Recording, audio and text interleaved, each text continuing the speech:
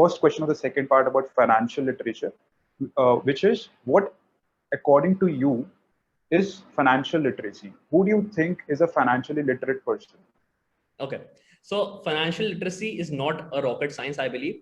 Even a person walking on the road who might might be in shabby clothes, looking all hideous, he might be financially literate. A person, a beggar who's like literally begging you for money on the on a stoppage, he might be financially literate. A person who knows how to manage his money, a person who can actually save his money from eroding due to inflation, a person who is confident about his holdings, like be it in cash or be it in bank account or stocks or FD, mutual fund, anything.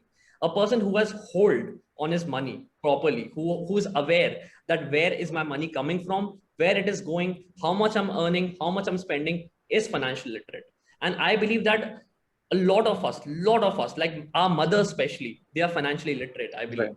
because Literally.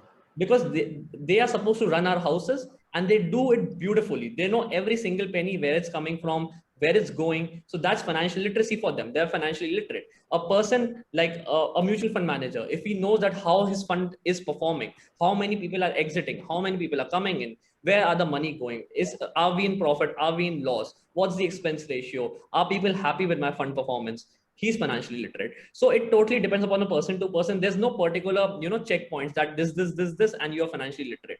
It's totally a subjective point. It's totally a subjective discipline. And I believe, yeah, anybody can be financially literate, and the most unexpected people can be financially literate.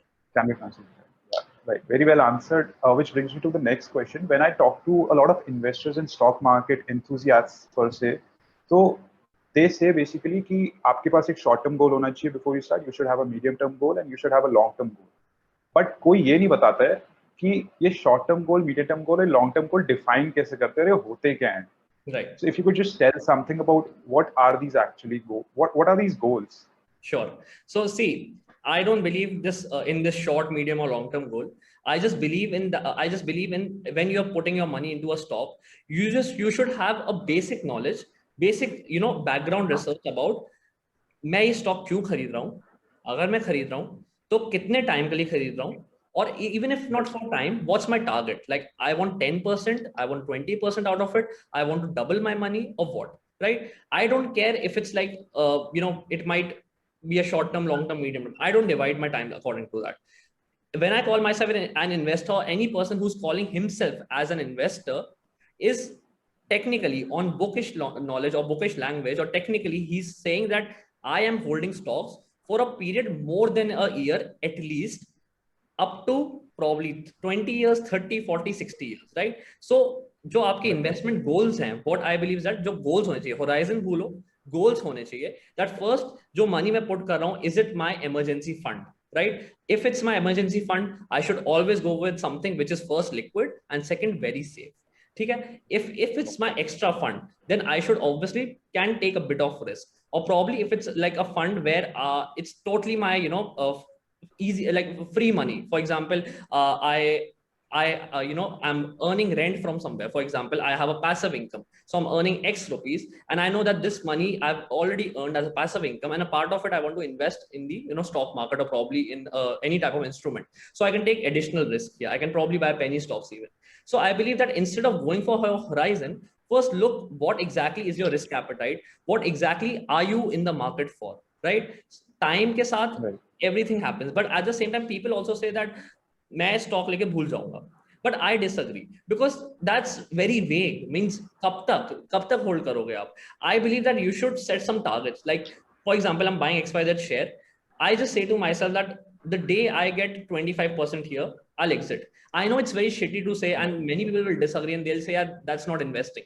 But I believe if you don't set an upper target, you'll never be able to realize profits. And if you're not realizing profits, then what's the point in the first place? Like Warren Buffett says that the ideal time to hold a stock is forever. I totally respect him. But I would say if you're holding a stock forever, then you're not enjoying the profit, right? Means what's the point? Right. We are all here to grow our money, to get that money, probably invest it somewhere else or grow it more, or just spend on ourselves, right? Enjoy the life. So Right. I believe that a person should set targets, be it in short term, be it in medium term, be it long term. सबकी definition अलग होती है. मेरा short term probably 2 दिन हो सकता है, किसी का short term 2 महीने भी हो सकता है. मेरा long term is probably a year, while a person who's a very disciplined investor, उसका long term can be 10, 15, 20 years, right? So instead of going these terms, just see your risk appetite, just see your investing goals. What are your goals? आप पैसे क्यों डाल रहे हो? जैसे मैं invest कर रहा हूँ, so I'm doing with the sole purpose of just increasing my money and give good returns to probably myself or my parents, right? I don't have this this thing that, oh my god, I have 50,000 rupees and I just need this I might need this any day, probably there'll be an emergency. I'm not doing that money, I'm not risking that money in the stock market, right? So you should have a clear demarcation ki what is that money for me, uska main kya use karna chahta hu, wo extra hai, emergency hai, and how much risk can I just take on myself. Right. You beautifully told about how subjective the short term, medium term, and long term goals can be from person to person. My next question is partly based on this. As we go further in our careers, as we age, as we grow old, our goals change. So, Right. do you think that a person like people like us who are in their early 20s and people like our fathers and our grandfathers who are in their late 60s and 70s who probably did not know about stock market investing at that time, how do you think a portfolio should differ between people of this contrasting ages?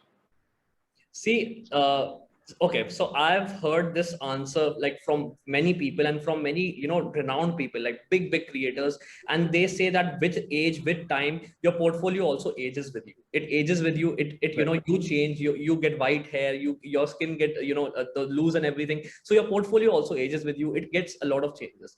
But according to me, I'll just disagree on a bit here. Is that I'm a very risk averse person, right? Like I'm a very risk averse person, and I just don't get a good vibe when I'm losing money. Like people say, "Ishq hai to risk hai." Oh, risk hai to ishq hai. I say Let's bullshit. go first. I say bullshit. मुझे risk चाहिए ही नहीं. As simple as that. I understand कि risk हर चीज में है. Even an FD में invest करना भी रिस्क है. In case the bank runs, probability है 0.0001%, but है वो रिस्क है. But वो अंधों वाला रिस्क नहीं चाहिए मुझे जो हर्षद मेहता की सीरीज में दिखाया गया था. That या तो पैसे 4 गुना हो जाएंगे या फिर खत्म हो जाएंगे, right? I'm not Bankruptcy. that person, Right. right? So I believe that I'm in my 20s right now, and even when I'll be in my 40s or 60s, मेरी investing almost same ही रहेगी, because even right now I don't take any additional risk or any, like I don't follow onto FOMO या फिर कोई hot stock या sector है मैं उसमें कूद जाता हूँ and I'm like, oh my god, return मिलेगा.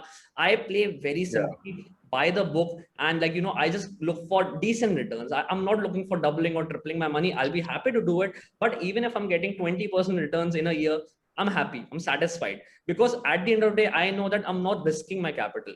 I might make double the money, but probably I might lose all of it, right? So I would just go with 20% per year, 30% per year, and I'm more than happy with that, right? So मेरे हिसाब से when I'll be age, like I'll be 40 or 50 or 60, मैं जो आज करता हूँ मैं almost तब भी वही करता रहूंगा. But a person, a Right. normal person, and XYZ person, I believe that in your 20s you can probably try to jump into small cap, mid cap as well, and not just stick to blue chip companies, because again you are earning, if you have a good job, and if you're not playing in the stock market with your emergency fund, then you can take on Right. additional risk in sort of additional returns in your early 20s. But when you're married, when you have kids, or see, it's too early for me to say all this because I'm also a very young person, but what I've heard and what I analyze myself is that when you have responsibilities, then I don't think that you should mess with your money. You should worship it, you should treat it very very carefully, like as much as you care about as much as you care about your probably 3-year-old child. Your money will always be your child, your money will always be your child, and it should always be a big priority. So just with time, like time goes here and the risk goes here. I believe that should be Right. the as simple as that. Right. Yeah. This brings me to the last question of our session, which is a lot of people are scared of losses these days. I am one of those people कि जब भी हमारा zero धा पे अगर दिखाते हैं कि हाँ red हो गया है, so that red keeps irking me, and I will never set that red despite how low it will go.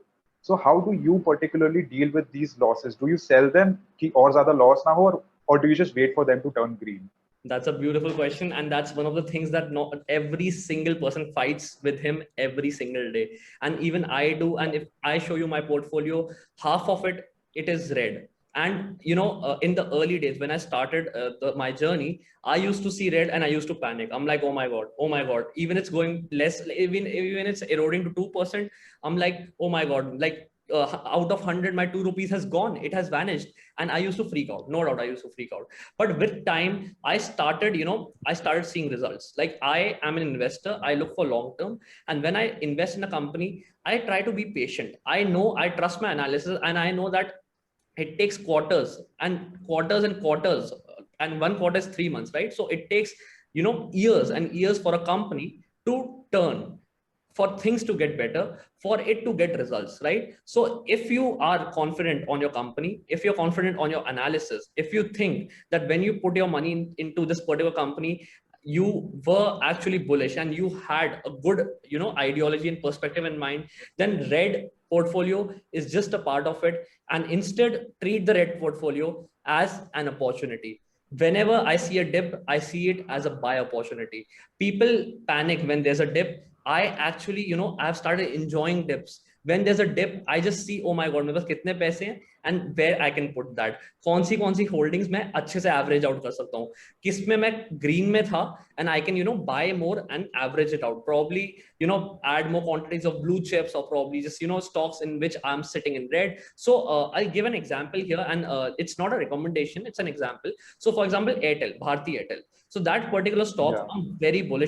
I'm very bullish on it for for this entire decade, like 2, 3, 4, 5, 6, 7 years. And I bought a good quantity of Bharti Airtel at a high price, at a very high price. And right now, my whole holding is sitting in red. It's sitting way too much in red. And I see it every day. I feel bad, like, oh my God, I could have stopped myself. I could have just, be a little more patient. And every day I just see it and I just feel like, but again, at the same time, I'm also very patient. I'm like, okay, I'm confident and I can give myself in writing that this stock is worth it. It's gonna give me massive returns, massive returns. I just need to wait and just be patient, because I believe in myself. I believe in that particular company. I believe in that business, and I keep following it. And about the second question, which you said, that should you cut the losses or just stick to it until it turns green? So just waiting foolishly and just waiting without any without knowing about your environment, that's stupid. You should always track that particular company. If your portfolio is in red, if your certain companies or certain holdings are in red, just keep analyzing them quarterly at least, or just keep following the news. If you're seeing that fundamentals are deteriorating, the management is not having a good good commentary, and things are not getting better for that company, then I would say that just exits that stock. Like, my father did these mistakes and I've learned from them, that he has been sitting on certain companies in which he was at loss of, like, for example, 10%, and he was just thinking that it's okay, I'll be patient, and that might just probably just break even and I'll exit. Right. But that 10% went to 20, 30, 40, 50%. And that's one of the mistakes he did in certain holdings. And I have learned from him then that it's not really sure that any company might just turn around the situation. So always keep tracking those particular stocks. Always just see that things are getting better or not. And if things are not getting better, and if things are just getting worse, then I believe cut your losses. Because again, recover karna is very, very tough. If you just lose 1%, you need a lot more than that to gain that much money, get break even, right? So there are two perspectives. Long story short, first, be patient, trust your analysis, trust yourself, trust your company. Second, if you're seeing कि नहीं हो रहा, like इस company में नहीं हो पा रहा, कुछ optimism है ही नहीं, nobody is just being bullish about it, then I would say just cut your losses there. All right. Thank you so much, Raj, for joining in. And I think a few of the key takeaways for me during this session was, firstly, that you need to go by the book. You need to trust your analysis, and the kind of psychology that goes inside the mind of a content creator while making a post, and the importance of community. I think these 4 takeaways would be most important to me, which I will be taking forward in the next sessions. Thank you so much for joining in, Raj. Thank you so much for having me. Your questions were really great. They were really insightful. And I literally enjoyed answering all of them. And when it comes to playing by the book, I just want to say that, see, I'm a very simple person. मैं अपने आप को फट्टू बोल सकता हूँ because see, I'm a very risk averse person, right? And I like to play it by the book. But again, just do what suits you. You shouldn't just, listen to me or listen to anyone blindly, because Right. anything in life you do, it's different for you and it's different for other person. So do what suits you. Yeah. If you are a risk taker, if you don't care if you lose 10-20%, then just go ahead, just take risk because that suits you. But that doesn't suit me, so that I don't do that, right? So it totally depends on the person to person. I play by the book, but that doesn't mean that everyone should, and they should make your own decisions. And just, be safe, be cautious, and just try to earn as much as you can, add value to yourself, to your family, to others. And that's about it. Yeah, thank you. Thank you so much, Raj.